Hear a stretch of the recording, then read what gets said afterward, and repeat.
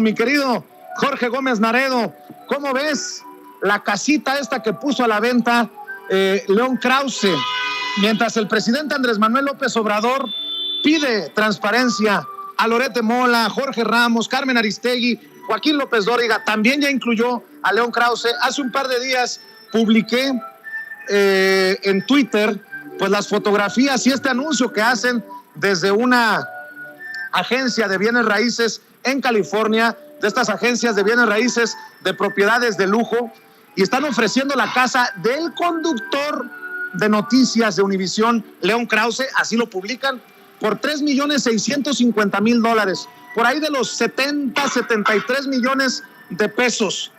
Y yo me pregunto, ¿cómo vamos a decir, pues qué afortunado ha sido León Krause para tener una mansión de $3,650,000 cuando sus ocupaciones en el ámbito de la comunicación, en los medios de comunicación, no daría para tanto? Nada más hay que hacer historia, hay que hacer recuento. Y sí, digo, salvo que por ser hijo de Enrique Krause, a ti te paguen 10, 15, 20 veces más que a los demás, pues no lo entendería de otra manera. Y también, si por ahí existe alguna relación del mismísimo intelectual orgánico Enrique Krause con esa propiedad, pues hay que seguir preguntando, hay que seguir indagando, Jorge. Sí, fíjate que ayer escuchaba lo que mencionó Luis Guillermo contigo, ayer en la noche, si mal no recuerdo, de una conversación que tuvo con este León Krause cuando trabajaban en Televisa, ¿no? Y entonces León le dijo pues que él venía de una familia de potentados, de una familia con muchísima riqueza. Y sorprende, pues, que tenga esta capacidad, ¿no? de riqueza, esta capacidad pues, para hacerse de una casa de más de 75 millones de pesos. Yo ayer hacía la cuenta, ¿no? O sea, Loret de Mola gana 35 millones con todo lo que recibe en un año, pues tendría que ahorrar 2 años, todo su sueldo completito, para comprarse una casa como la que tiene León Krause en California.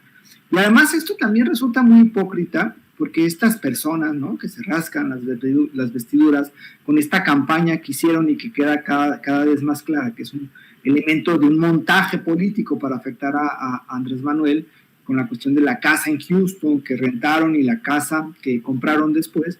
Pues la casa que rentaron, según el mismo reportaje que hicieron los de Mexicanos contra la Corrupción, tenía un costo de un poco más de $1 millón, ¿no? Es decir, era la tercera parte de la casa de León Krause.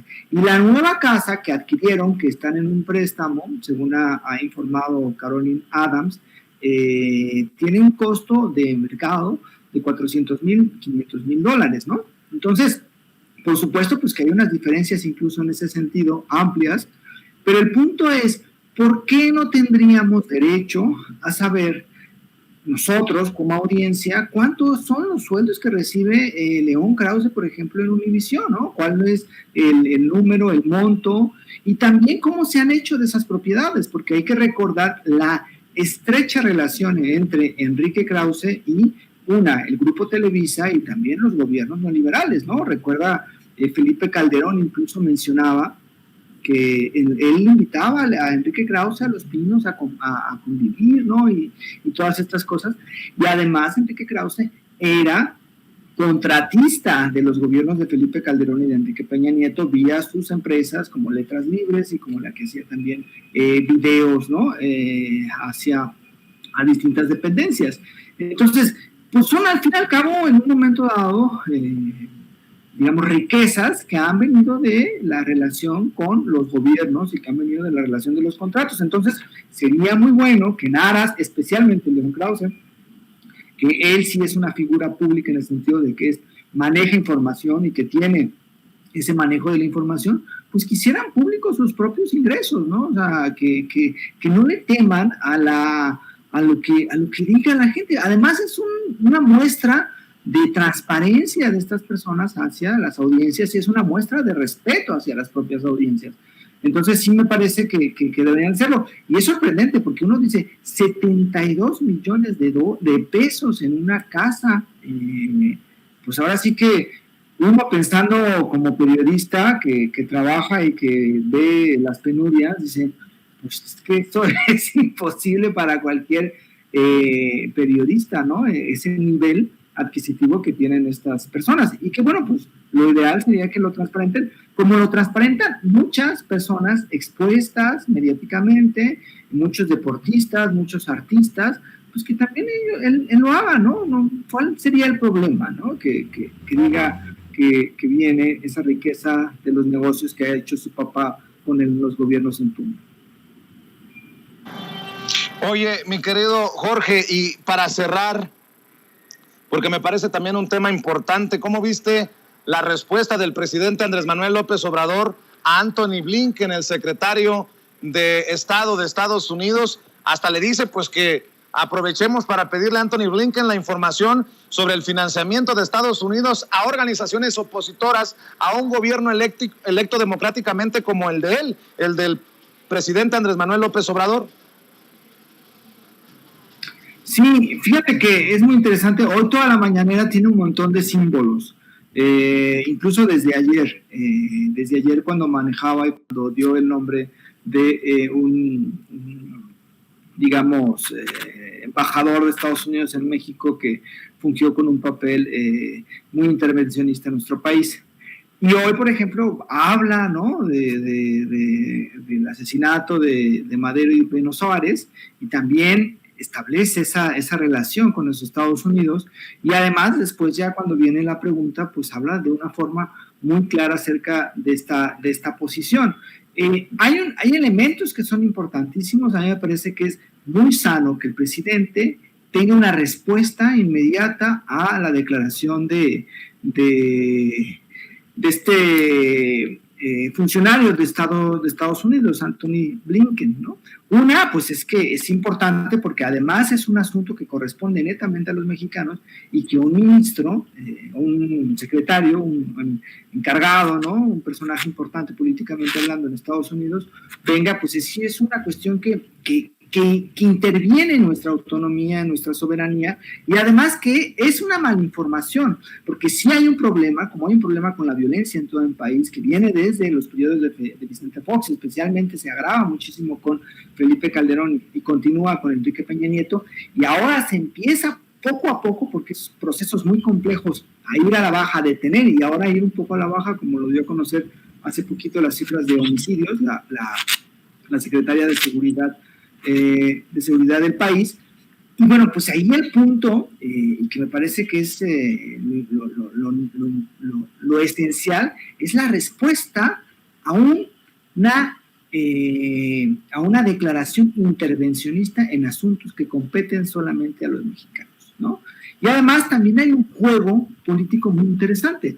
La situación entre Estados Unidos y entre Rusia y todo lo que está sucediendo, el evidente, a mí me parece que es muy evidente la debilidad de Biden y todo lo que está sucediendo en el contexto estadounidense y en el contexto mundial, que también permiten a Andrés Manuel tener muchísima mayor capacidad de operación en cuanto a lo que intenten los Estados Unidos o a lo que intenten otras potencias, ¿no? Y claro, esto también evidencia, y lo menciona hoy, la relación que existe entre los grupos conservadores de México con los Estados Unidos. Es decir, hay una relación muy, muy fuerte entre estas posiciones de grupos conservadores, y también no hay que no hay que perder de vista la cuestión de la reforma eléctrica. Es decir, que un secretario de un personaje importantísimo dentro de la política estadounidense, como lo es Antony Blinken, haya hablado de un tema que ha servido de ataque de opositores, y especialmente en este contexto de la reforma eléctrica, indica que esa reforma va caminando. Es decir, hay una constante ataque que ha subido de niveles, y creo que el punto aquí no es tanto, porque al fin y al cabo a los estadounidenses o al gobierno de Estados Unidos creo que le importa un poco la violencia que sufren cotidianamente los periodistas, sino aquí el punto es la reforma eléctrica que está en marcha, que se está discutiendo y que pronto va a discutirse aún más dentro de la Cámara de Diputados y que es importantísima para la economía y para recuperar la soberanía energética del país. Ese es el elemento central y todas estas declaraciones que se están dando, todos estos ataques que se están dando, hay que mirarse desde la óptica de esta cuestión de la reforma eléctrica y de la recuperación de la soberanía que durante años los gobiernos neoliberales pues mancillaron y destruyeron. Entonces me parece que es importantísimo. Y la reacción de Andrés Manuel no es una reacción solamente a la cuestión de los periodistas, sino es también una reacción y una posición hacia lo que está discutiéndose en este momento, que es la reforma eléctrica. No podemos desligar, no podemos separar los temas. Están todos juntos y creo que ese es el elemento central que hay que tener en cuenta cuando veamos estas posiciones entre autoridades de Estados Unidos y el presidente Andrés Manuel. Ahora, lo que sí me parece que es deleznable completamente es como conservadores de mexicanos pues apoyan, ¿no?, las declaraciones de Anthony y Blinken y casi lo celebran y lo aplauden y se ponen contentos, ¿no? León Krause, el mismo Carlos Loret de Mola. Eso es verdaderamente deleznable y eso no abona a una buena comunicación y tampoco abona a una discusión más seria de estos conflictos y de lo que estamos viviendo. Querido Jorge Gómez Naredo, ¿por qué no cerramos invitando a la gente para que respalde tus esfuerzos en el periódico Regeneración, en Polemón, obviamente aquí en Sin Censura, en las mesas de diálogo y también a través de redes sociales? ¿Por qué no compartes, Jorge? Sí, pues estamos ahora elaborando el nuevo número de Regeneración, estamos en el proceso de plantearlo, de elaborar y todo, y bueno, ya pronto tendremos noticias acerca de cuáles son las fechas de lanzamiento. Y bueno, también colaboro en Polemón, que es polemón.mx, que es la página de este portal, que en sus redes sociales es Revista Polemón, tanto en Twitter como en Facebook. Y a mí me encuentran como Jorge Gómez Naredo en Facebook y como JG Naredo en Twitter. Y bueno, pues muy agradecido contigo y con todo el equipo de Sin Censura aquí, Vicente. Muy bien, pues te agradezco, mi querido Jorge Gómez Naredo, te mando un abrazo y nos vemos muy pronto en otra oportunidad aquí en este espacio que también es tuyo, aquí en Sin Censura. Te mando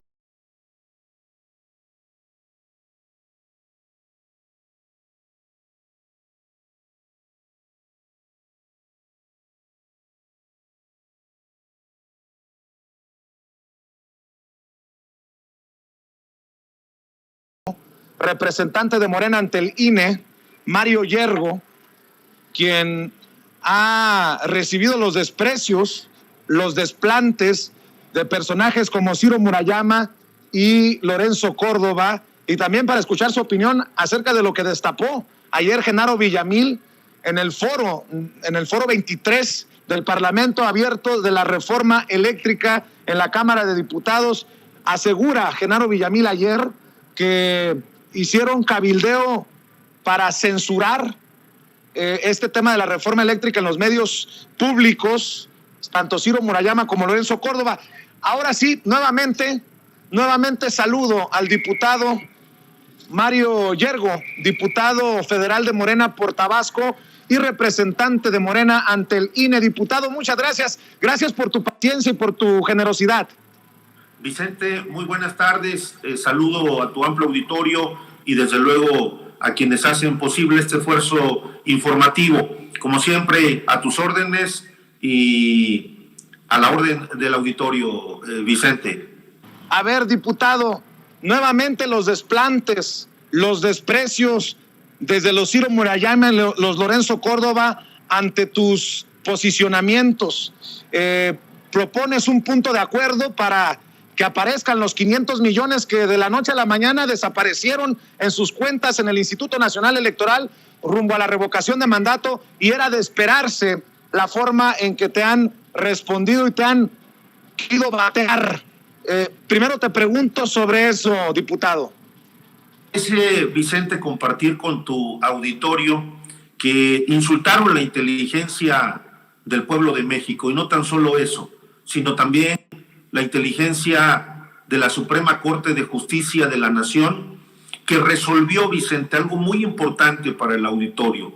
Resolvió la controversia constitucional que presentó el propio Instituto Nacional Electoral y que fue el propio Instituto Nacional Electoral quien le proporcionó la información a la Suprema Corte de Justicia de la Nación, y en el resolutivo la Suprema Corte de Justicia de la Nación resuelve afirmando que el Instituto Nacional Electoral, de acuerdo a la información que le proporcionó, cuenta con 2.091 millones de pesos para el ejercicio de revocación de mandato.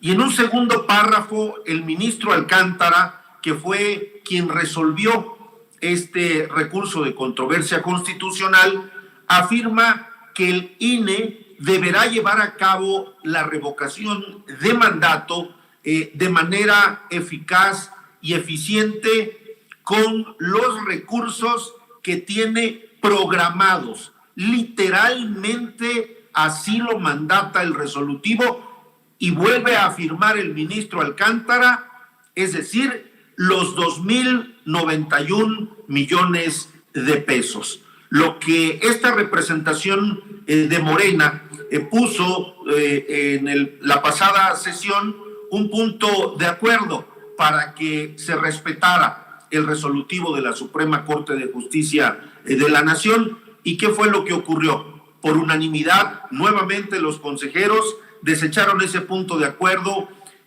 Ahí hicieron cuentas alegres y únicamente van a destinar y a orientar 1.567 millones de pesos. Entonces, pues bueno, era de esperarse, no somos ingenuos, Vicente, pero con la ley en la mano seguiremos defendiendo esta causa.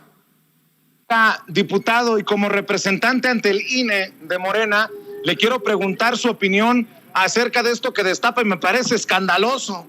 Es reprobable lo que asegura Genaro Villamil intentaron hacer Ciro Murayama y Lorenzo Córdoba, censurar a medios públicos de compartir con sus audiencias estos foros del Parlamento Abierto de la Reforma Eléctrica.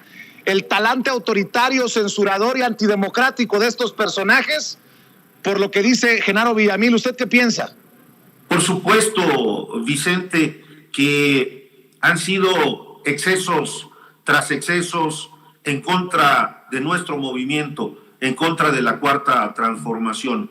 Han aplicado la censura, la ley Mordaza.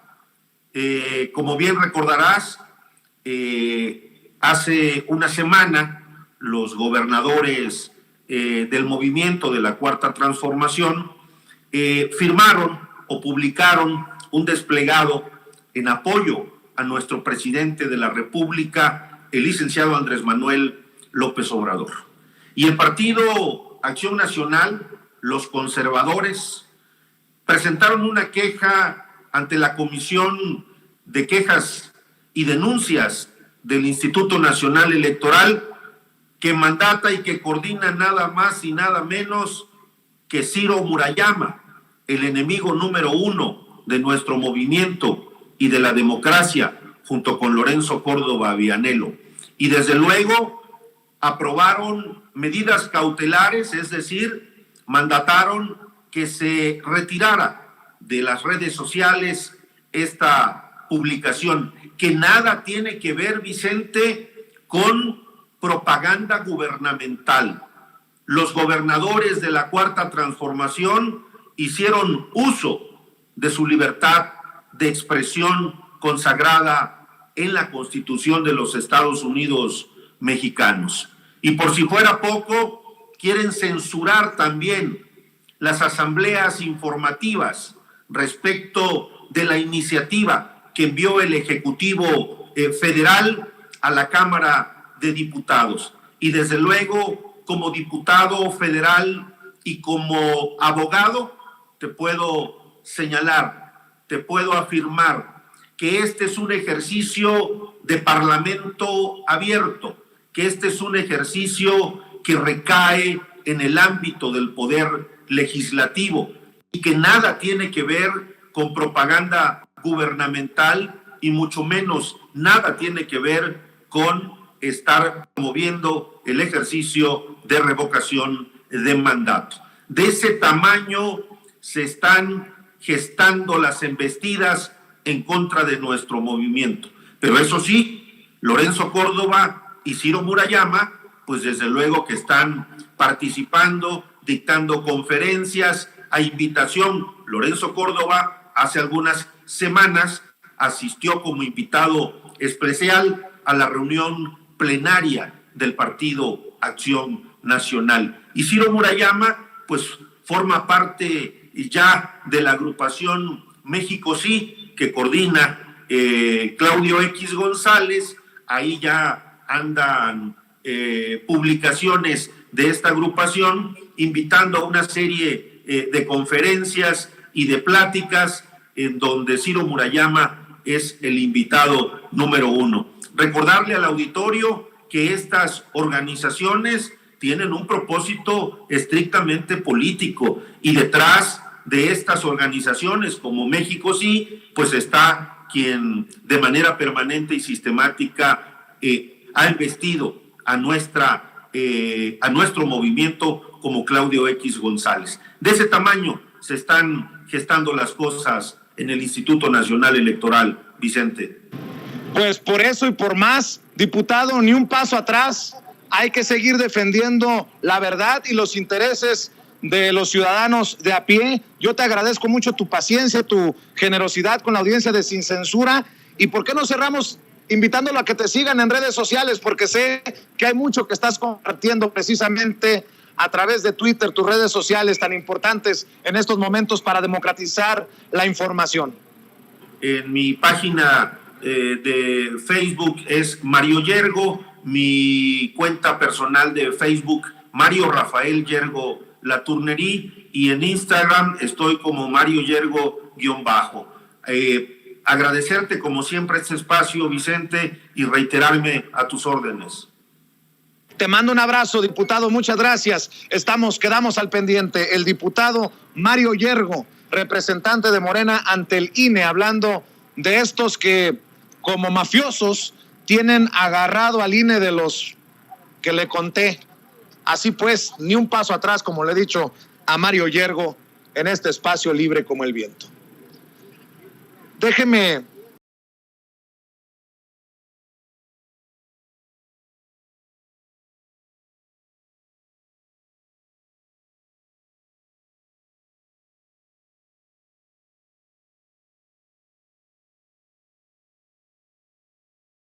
me dicen que ya está en el sistema. Grábenme, muchachos. Saludo al maestro, escritor, periodista Francisco Paco Cruz, autor, por ejemplo, de libros de referencia para nuestros días como García Luna, El Señor de la Muerte. Y hoy nos tiene que hablar de un par de sinvergüenzas.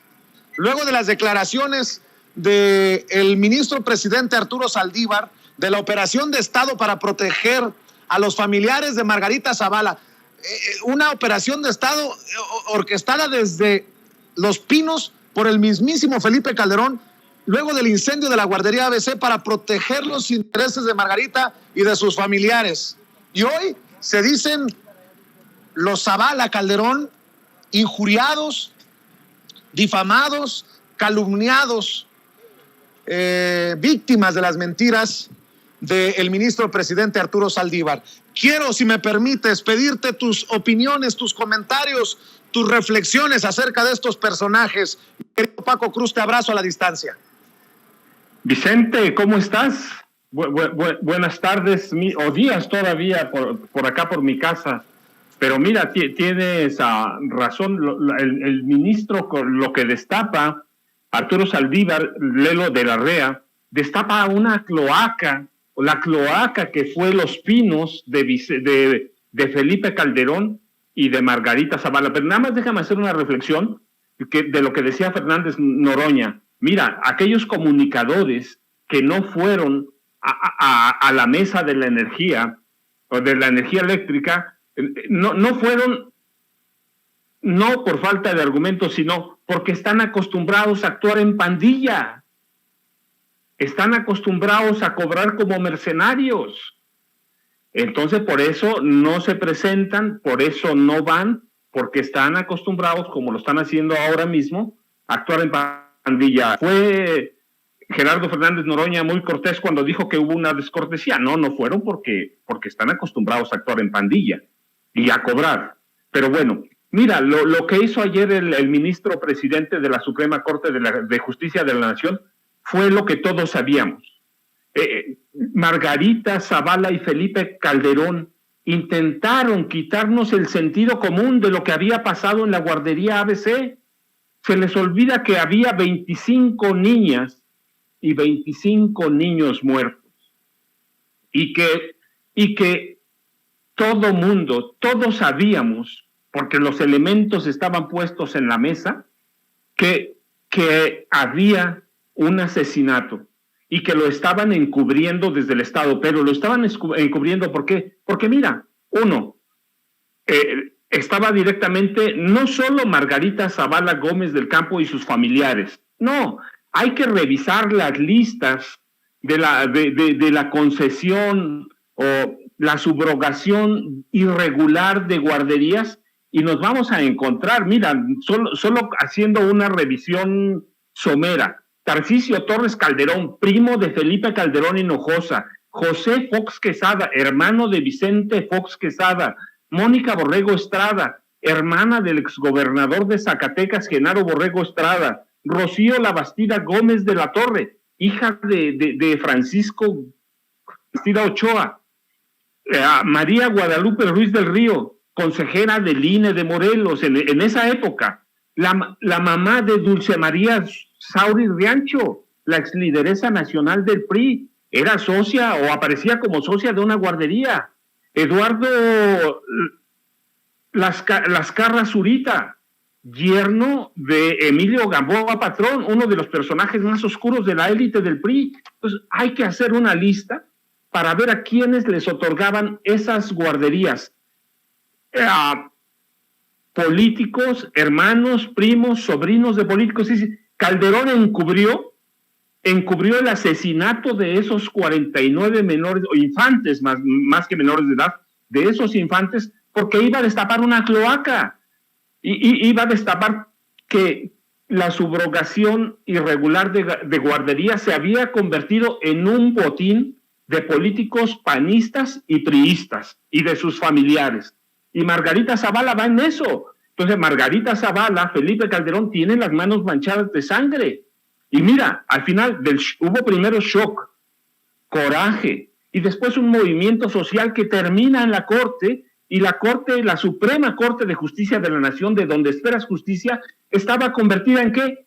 En un refugio mafioso para servir a Felipe Calderón, a los presidentes a partir de Ernesto Zedillo, porque recuerda que la Corte se reformó entonces. De nada sirvió, se reformó para servir a los mismos, a las élites del poder priista y luego panista. Mira, el ministro presidente Arturo Saldívar dijo ayer que habían apoyado su proyecto solamente 2 ministros. Entonces, eran 3 con él, quedaban 8. Y el ministro revela y dice, advierte que esos 8, que algunos ministros le hicieron amenazas veladas, que eran entonces una pandilla de mafiosos, una pandilla que impuesta desde el PRI y continuada por el PAN. El ministro presidente dijo ayer que incluso había dado órdenes a su secretaria de dar a conocer el dictamen, el proyecto, que se votaría el día 15 de junio de 2010, por si no aparecía. ¿Qué significaba no aparecer? 1, que lo iban a secuestrar. 2, que lo iban a matar. Desaparecer es eso. Entonces, el ministro tenía miedo, y miedo de sus compañeros, además. Había 8, mira, hay 14 responsables que nunca han sido encarcelados. Había 2 encarcelados, pero había 14, pero a esos 14 hay que sumarle no solo a la prima de Margarita Zavala, a Marcia Matilde Altagracia Gómez del Campo Tonela, y a Fernando Gómez Mott, que era el secretario de Gobernación, de Gobernación. Hay que sumarle a Juan Molinar Orcasitas, que era en ese entonces ya exdirector del IMSS, que lo dan de baja por eso, a Daniel Caram Tumé, que era el director del IMSS.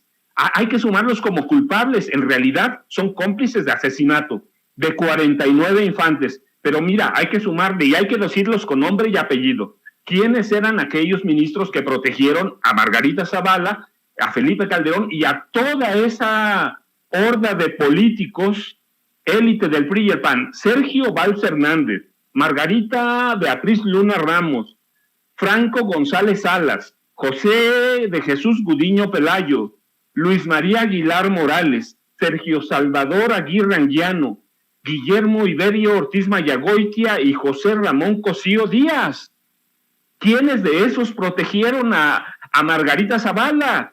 Si estos tipos, a nombre de Felipe Calderón Hinojosa, que ordena todo el operativo de Estado, fueron capaces de intimidar al ministro que iba encargado de la ponencia del proyecto del caso ABC, pues ¿qué no hicieron con los otros ministros? ¿Por qué aquellos amenazaron o hicieron amenazas veladas? Arturo Saldívar, sí, es una pandilla. El Poder Judicial de la Federación necesita una reforma urgente hace muchos años. Mientras el Poder Judicial de la Federación esté en manos de estos pillos, de estos criminales, pues no va a pasar nada. ¿Qué nos van a hacer a nosotros? ¿Sí?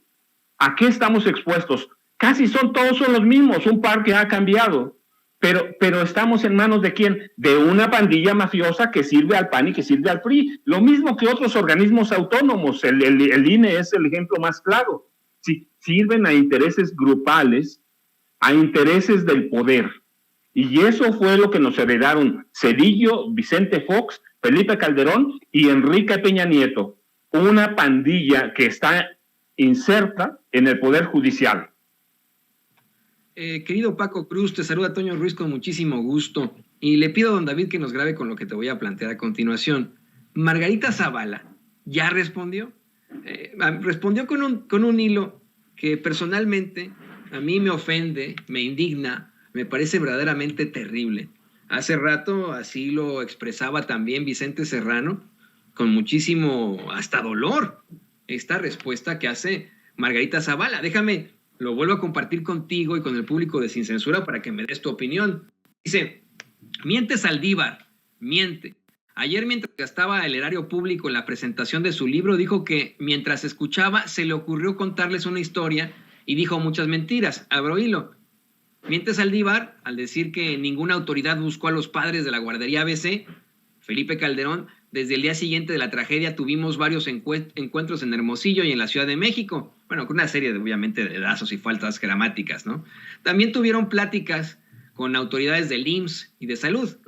Miente al decir que hubo una operación para proteger a mi familia. La concesión fue de años antes que Felipe Calderón entrara a la presidencia y fue el propio gobierno federal el que denunció y obtuvo órdenes de aprehensión incluso contra una pariente mía en 6º grado y otros.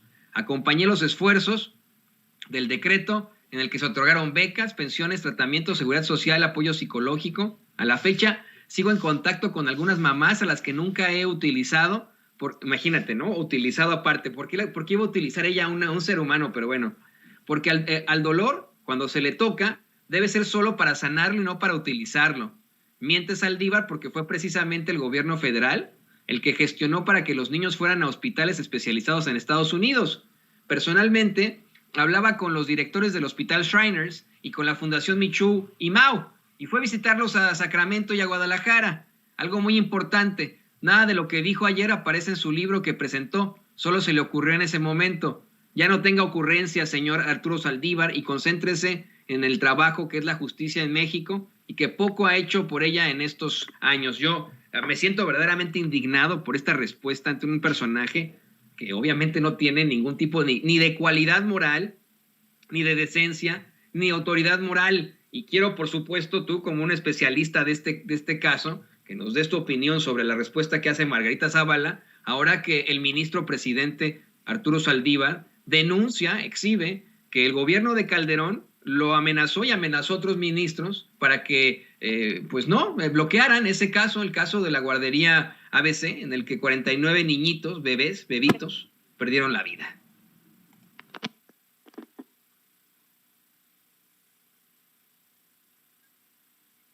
Mira, la realidad es que el ministro presidente ha tenido la decencia de darnos a conocer eso. Él podía haberlos guardado, pero por otro lado todos conocemos a Margarita Zavala y a Felipe Calderón. Margarita jamás alzó la voz sobre los asesinatos en masa que se reportaron y se registraron en el sexenio de su esposa, de su esposo Felipe Calderón. Sí cayó. Hay al menos 72 asesinatos masivos. Había más de 40,000 desapariciones y Margarita cayó, se escondió, se ocultó. Margarita hizo trampas para presentar su candidatura presidencial independiente. Margarita hizo trampas para presentar su candidatura a diputada federal. Ganó una cantidad de votos que verdaderamente, solo porque el INE lo controla, una mafia encabezada por Vianello y por dos personajes que sirven al PRI y al PAN. Entonces, mira, lo que dijo el ministro, aunque no aparezca en su libro, lo dijo en público, aparece y todos conocemos el talante criminal de Margarita Zavala. Mira, no solo eso, es una persona mentirosa y tramposa. Mira, cuando ella fue la primera vez diputada federal, fue la primera legisladora que pidió ocultar sus datos o los datos de su fortuna personal. Entonces, lo que dijo ayer el ministro solo abre una vena de lo que todos sabemos. Margarita y Felipe intentaron matarnos el sentido común. Hay cosas que ni siquiera, hay que investigar a fondo. Solo hay que rascarlas por encima. Por ejemplo, en aquel incendio de la guardería ABC se ocultó que había indicios y pruebas de que había sido un incendio intencional porque había una bodega ahí al lado con documentos.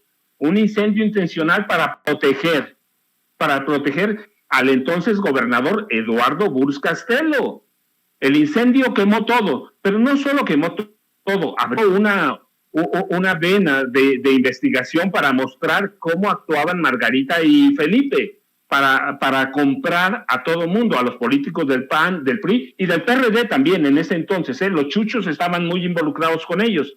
Entonces no importa cómo lo haya dicho el ministro, no importa que no esté en su libro, el ministro habló y es el presidente y ha sido un personaje por lo menos de lo más decente, de lo decente que hay en la corte. Lo destapa. Ahora sí, son movimientos políticos, son cuestiones políticas, hay que estar conscientes de ello, pero la voz del ministro tiene peso. Y luego, pues, Margarita y Felipe tienen una larga historia de bribonadas. Son personajes inmorales, son personajes inmersos en la corrupción, son personajes que tienen las manos llenas de sangre, no ahora. Y recuerda, Vicente Fox lo dijo claramente, Felipe Calderón es presidente por mí. Sí, Felipe Calderón usurpó la presidencia. Felipe Calderón, entonces son personajes acostumbrados a mentir, a engañar, a robar, y a estar inmersos en este proceso de mantener el poder. Querido Paco Cruz, ya para cerrar, y le pido a don David que nos grabe con esto, para cerrar, fíjate que precisamente hace rato Vicente Serrano, en un llamado muy sensible, le exige a Margarita Zavala que tenga la decencia de ser clara, de tener autoridad moral, le pide a Margarita Zavala esa decencia. Y yo pensaba en ese momento, ¿decencia? ¿Qué decencia va a tener esta mujer? Tú mismo, Paco, nos has planteado con tus investigaciones y libros pues la forma de operar de esta pareja, que no solamente era Felipe Calderón el que estaba al frente de ese gobierno, gobernaban los dos de mano de Genaro García Luna. ¿Cuál sería tu comentario sobre pues la decencia que pudiera tener esta señora, carente absolutamente de autoridad moral? Mira, Margarita pide lo que nunca tuvo. Margarita pide lo que nunca tuvo. Margarita está exigiendo algo que ella jamás ofreció, decencia. Es una política inmoral. Hay que ir a ver su cabaña suiza que tiene allá en Ameca. Bueno, a un lado de Ameca, al pie a las faldas del Popo. Hay que ver que cuando ella era primera dama, esa zona se convirtió en un enclave del narcotráfico y del crimen organizado. Cuando ella estaba organizando su partido político, Genaro García Luna era el responsable de toda la inteligencia. Él hacía las encuestas, él era el responsable. Margarita había llegado a un acuerdo con él. Cuando cayó preso Genaro García Luna, se deslindaron de él. Entonces Margarita está pidiendo lo que nunca ha sido, sí, decencia, que nunca tuvo la decencia. Entonces, pero bueno, de cualquier forma, uno es decente, solo se están estableciendo los hechos, lo que ella hizo como legisladora. Mira, no solo eso, como primera dama, 2 de sus primos hermanos se beneficiaron con cientos y miles de millones de pesos. A uno lo llevó a la dirección de tecnología del IMSS. Al otro, que trabajaba en una distribuidora de automóviles, le entregó el gobierno contratos multimillonarios, multianuales, para renovar parte de la flota de Pemex. Sus sobrinas consentidas, las Gómez del Campo, no solo han vivido del radio, tranzas a través del Instituto Mexicano de la Juventud. Entonces, está pidiendo lo que no son. Está pidiendo lo que estoy de acuerdo, hay que darle voz. Pues sí, hay que darle voz porque el periodismo es parte de eso. Si no, caemos en las cochinadas que han hecho siempre. ¿Pero qué pide? Se enriqueció. Sus hermanos se enriquecieron cuando Felipe Calderón llegó a la Secretaría de Energía. Hay que ver las empresas de los hermanos, hasta evasión fiscal y perdones fiscales. Les escondieron las cuentas también. Hay que verlos. Entonces, está pidiendo algo que nunca tuvieron, algo que nunca tuvo como política, algo que nunca tuvo como mujer. Y ella debe, y ahora el ministro lo dice, debe una explicación clara a los papás y las mamás de 25 niñas que murieron, 25 infantes mujeres y 24 niños que murieron en la guardería. Y están los heridos todavía. Y están los cientos de miles de víctimas de la guerra de Felipe Calderón, de la que ella nunca dijo nada. Hoy está pidiendo eso porque está en busca de la candidatura presidencial. Y ya lo vamos a ver con Ricardo Anaya huyendo del país prácticamente. Ella tiene casi vía libre para ser la candidata del PAN, de esa coalición rara que tienen. Claro que la está buscando, está pidiendo eso. ¿Por qué? Porque es un momento político, porque eso se lo puede tirar. No es una mujer decente, es una mujer mentirosa, perversa, tramposa, una mujer que hizo un modus vivendi de la política. ¿Hay que darle voz? Pues sí, hay que darle voz, es una legisladora y ahí está, y busca la candidatura presidencial, pero de decencia no tiene nada. Querido Paco, nuevamente Vicente Serrano, ya que logramos la reconexión, nada más para cerrar, que quede claro, si se logra confirmar lo que dice Arturo Saldívar, que incluso para que no se hiciera el escándalo más grande, se privó a muchos niños de atención inmediata, tal vez se les dio, pero a destiempo. Eso también podría investigarse por presuntos actos criminales contra estos niños y que se deslinden responsabilidades de Felipe Calderón para abajo, ¿no? Pero mira, Felipe Calderón, Margarita y los 8 ministros, no hay que dejarlos de lado. Ellos aprobaron un dictamen. Ellos perdonaron a todos los funcionarios. O sea, hay algunos culpables que ellos señalaron, 14 responsables, entre los que incluían a Marcia Matilde Altagracia Gómez del Campo Tonel, a la prima de Margarita, a Daniel Caramtumé, hay que meterlo, a Juan Molinar Orcasitas hay que meterlo, pero esos 8 ministros tienen que entrar. Sí, una investigación decente, algo que ellos no ofrecieron.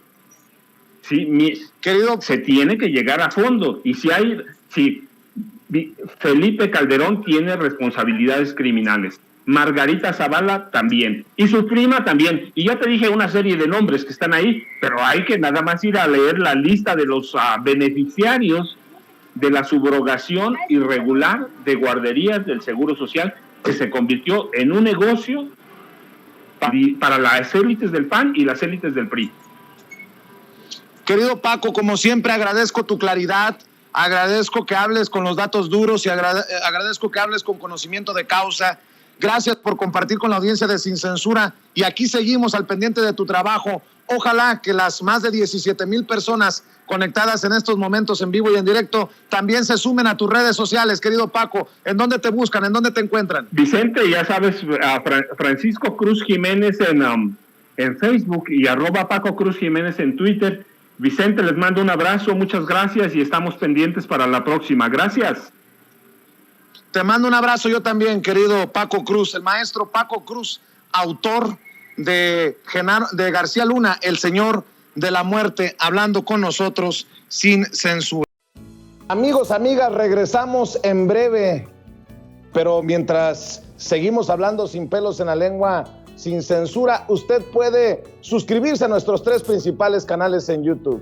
Sin Censura Media, en donde tenemos más de 1,600,000 suscriptores, Sin Censura TV, en donde tenemos más de 1 millón de suscriptores, y en Sin Censura Presenta, en donde queremos llegar muy pronto a los 100,000 suscriptores. Si usted ya está inscrito en Sin Censura Media, suscríbase en Sin Censura TV. Si ya está suscrito en Sin Censura TV y Sin Censura Media, suscríbase a Sin Censura Presenta. Recuerde que es gratis, no tiene que sacar un solo centavo de su bolsillo para apoyarnos. Dele clic en la campanita para que los señores y señoras de YouTube envíen las notificaciones cuando estemos transmitiendo en vivo y en directo o estemos subiendo videos. También nos puede seguir en Twitter en @Vicente Serrano y hasta en Instagram. Ojo, también estamos en Instagram. Son nuestras redes sociales y con el apoyo de ustedes seguimos creciendo, porque con ustedes todo, sin ustedes nada.